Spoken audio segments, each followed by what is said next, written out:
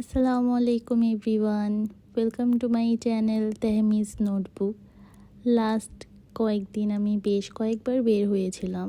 তো প্রথমে গিয়েছিলাম আমি সেইলরে, ওখান থেকে গিয়েছিলাম ফিনলেতে। আমার অল্প কিছু শপিং ছিল, ওগুলা করলাম। করার পর সেদিন রেডিসনে একটা ফেয়ার চলছিল, ভাবলাম একটু ঘুরে আসি। ভালোই ক্রাউডেড ছিল, খুব একটা ভালো কালেকশন ছিল না, কেমন যেন সব পুরনো কালেকশন। এগুলা দেখতে দেখতে আমাদের ভালোই খিদে লেগে গিয়েছিল।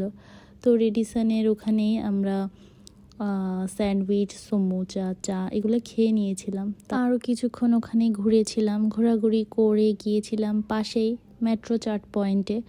ওখানে আমি অর্ডার করেছিলাম ওদের পাপড়ি চাট, পানিপুরি। এই দুইটা আইটেম আমার ওদের বেশ পছন্দের। এর আগেও আমি খেয়েছিলাম, কিন্তু কখনো ওভাবে ভিডিও শেয়ার করা হয়নি। তারপর খাওয়া দাওয়া শেষ করে বাসায় চলে গিয়েছিলাম। তারও 2-1 দিন পর গিয়েছিলাম আমি বারকোড ফুড জাংশন পতেঙ্গাতে। আমি টেকওয়ে নিব, তো খাবারগুলো অর্ডার করে দিয়েছিলাম। আর সাথে আমরা নিয়েছিলাম 2টা চা।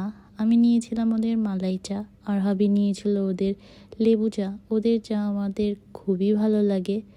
আমরা দুইজন গল্প করে চা শেষ করতে করতে আমাদের খাবারও রেডি হয়ে গিয়েছিল।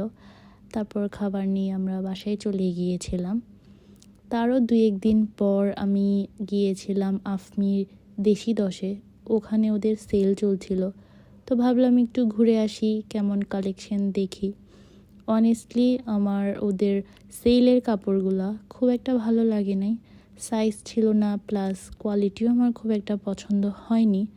আমার যেগুলো পছন্দ হয়েছিল সবগুলোই ছিল নিউ অ্যারাইভেলের। আমি বেশ কয়েকটা কাপড় নিয়েছিলাম, যেহেতু আমার কটন কাপড় পরতে ভালো লাগে। তারপর শপিং শেষ করে সুইটকর্ন খেয়েছিলাম।